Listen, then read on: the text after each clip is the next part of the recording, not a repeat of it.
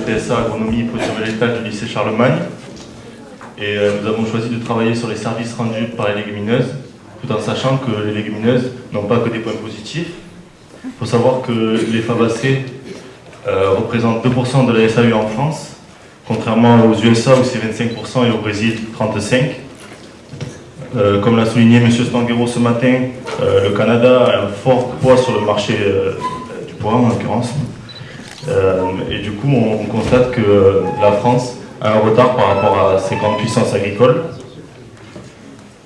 On a fait le choix également d'aborder toutes les fabacées et pas uniquement les légumes secs, avec une approche tripartite en vision d'entonnoir, du général au particulier, car il y a une notion d'échelle importante à prendre en compte. On va parler en premier des systèmes de culture, de la parcelle, puis du sol, en dissociant les cultures annuelles et pluriannuelles. Ok, donc au niveau du système de culture, on va parler de la fertilisation. Donc on sait que les légumineuses favorisent la fertilité du sol en fixant l'azote de l'air. Mais les légumineuses, c'est aussi une culture autonome en azote et une culture de plus qui laisse des reliquats dans le sol pour les cultures suivantes. Il y a aussi d'autres intérêts, mais plus indirects pour les légumineuses. En fait, elles permettent la réduction des gaz à effet de serre de par leur autonomie en azote, en réduisant la fabrication, le transport et l'apport des engrais azotés. Voilà pour la fertilisation.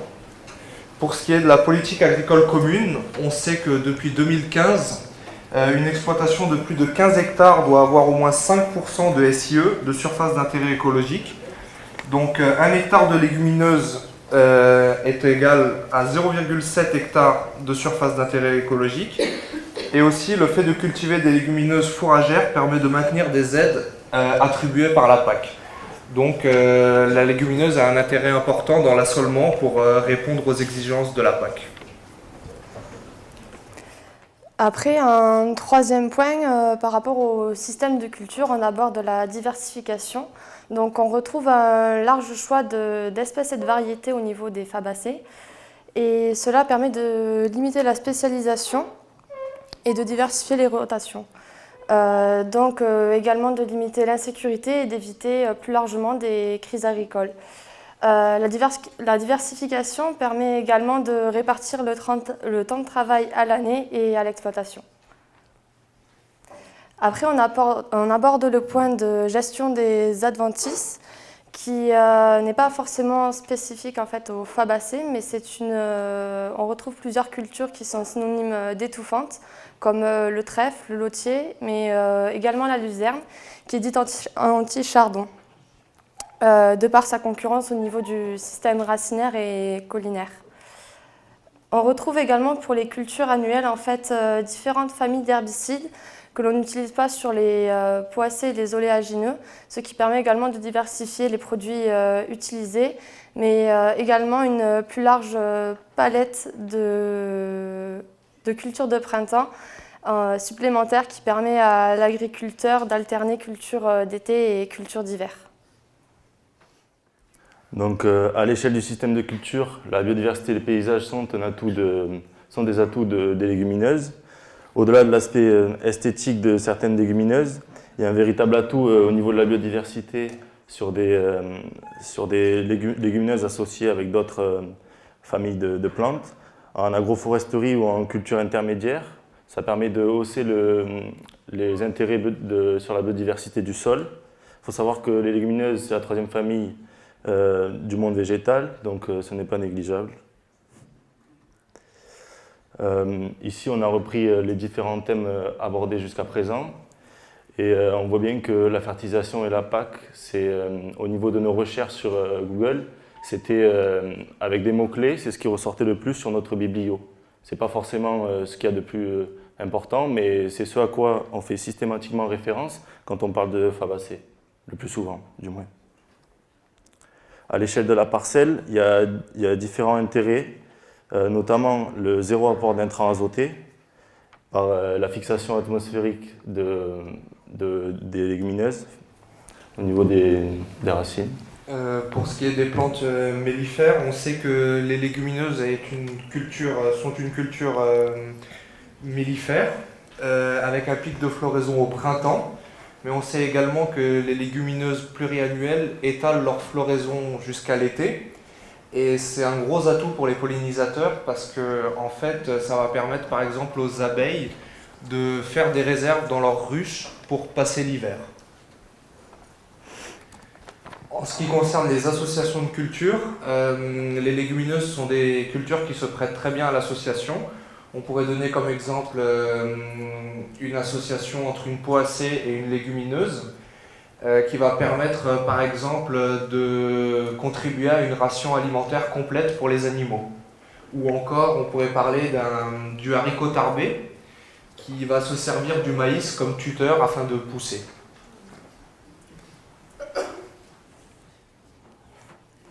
Donc là aussi, on a réparti en fait les trois parties en matière d'importance. Donc on remarque que l'aspect azote ressort principalement. Ensuite, on aborde le sol et en premier point la fertilité. Donc c'est pas forcément spécifique à toutes les fabacées, mais ça reste néanmoins très très important. Le système racinaire est favorable au développement des micro-organismes au niveau de la rhizosphère. Et notamment, elle permet en fait d'absorber l'azote atmosphérique et de le restituer directement à la plante. Donc, comme l'a dit Julie, l'amélioration de la structure du sol, ce n'est pas quelque chose de spécifique aux légumineuses, mais ça en fait partie. Il y a de nombreuses fabacées qui ont un système racinaire puissant. Ça permet une bonne fissuration du sol et ça permet aussi de faciliter la pénétration de l'eau, par exemple, avec une spécificité pour les cultures pluriannuelles essentiellement, qui ont un système racinaire lignifié et qui accentue cet effet. En ce qui concerne l'érosion, les légumineuses ont tendance à former un couvert végétal épais. Plus particulièrement, ça va concerner les légumineuses pluriannuelles qui vont permettre de limiter l'érosion du sol, comme par exemple par une action physique, comme par exemple en limitant l'effet splash de la pluie.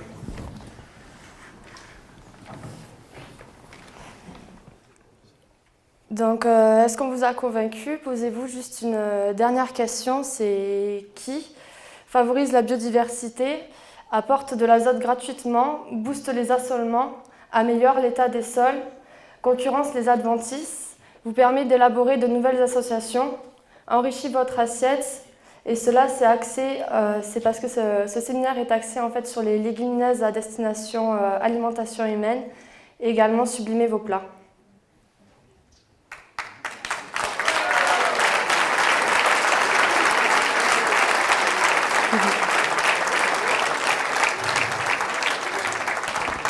Une question, curiosité innocente. Vous avez mentionné le haricot tarbé là, qui pousse avec le maïs comme tuteur. Moi, j'arrive pas à voir comment il récolte tout ça après. Le haricot tarbé sur le maïs. Alors c'est manuel ? C'est moi qui en ai parlé. Tout ce que j'ai trouvé comme information, c'était qu'il poussait en sédant du maïs, mais c'est vrai que je ne me suis pas renseigné sur le fait de la récolte. Donc je suis désolé, je ne peux pas vous répondre. Apparemment, la réponse de la récolte est faite à la main. Bonjour, oui, on est de la Chambre d'agriculture des Hautes-Pyrénées, donc faire un peu du haricot tarbé. Donc la récolte se fait à la main. Voilà. Merci. Merci. On passe la parole. J'avais une question sur la méthode. Là, vous avez fait ça à partir de la consultation sur Google. Sur Google, au CDI également. Donc, à partir de la littérature francophone, à partir de la littérature internationale, européenne, quelle est la base de données dont vous vous rendez compte là, par ces mots-clés? Donc de plusieurs revues, elles sont... Mais c'est francophone? Oui, principalement. Francophone et sur la France, c'est pas à l'échelle européenne ni au niveau international, c'est ça? Hein? Ah ben voilà, pardon. Blanche. Alors merci, voilà. Juste une petite remarque en complément du travail que vous avez fait. On aborde souvent les légumineuses ici comme des espèces de diversification, mais quand on regarde dans cette famille légumineuse et qu'on y inclut le soja dedans, à l'échelle mondiale, il y a une disproportion entre le soja et les autres légumineuses. Et souvent, aux USA, c'est avancé comme quoi elles ont une sol en légumineuse plus importante. Mais, on va dire, j'avais fait le calcul sur les données statistiques américaines, c'est 98% de la sol légumineuse aux États-Unis, c'est avec du soja. Les autres légumineuses à graines sont très très peu présentes. Et là, l'INRA est en train de faire une bibliométrie sur la littérature internationale légumineuse, tout domaine, de 2000 à 2015, et à 70-80% des publications, c'est sur le soja. Juste poursuivre sur ce point-là par rapport au début de discussion ce matin qu'on avait sur la compétitivité soja génétiquement modifié versus label soja français non génétiquement modifié et complètement tracé. En fait, ce que vous avez évoqué, on l'a très bien vu dans ce que vous avez évoqué sur les surfaces légumineuses États-Unis, Brésil par rapport aux surfaces légumineuses en France, même à l'échelle européenne. Vous avez parlé de 25%, si ma mémoire est bonne, aux États-Unis. Ce qu'il faut voir, c'est que sur ces 25%, vous n'en avez pas loin de 100% qui est transgénique et qui est fait pour l'alimentation animale et l'exportation. C'est-à-dire que, pour ceux qui ne sauraient pas, les tourteaux de soja qui nourrissent les vaches laitières françaises depuis, on va dire, une vingtaine d'années, c'est des tourteaux de soja transgéniques de la variété OGM transgénique soja qui est refusé à la culture, aux agriculteurs européens par la Commission européenne et les gouvernements. Donc il y a un petit peu aussi là une contradiction, je pense qu'il est bon de rappeler aussi. La Commission européenne, oui, mais c'est sous la pression j'allais dire, des populations, des gouvernements. Hein, parce qu'on met souvent sous le dos de la Commission européenne un certain nombre de choses, mais là, elle réagit. Oui, parce qu'elle, au départ, elle n'était pas contre. La Commission ne prend pas une décision qui ne soit pas conforme aux avis du Conseil. Hein. Bon, je pense qu'on va vous remercier de cette discussion.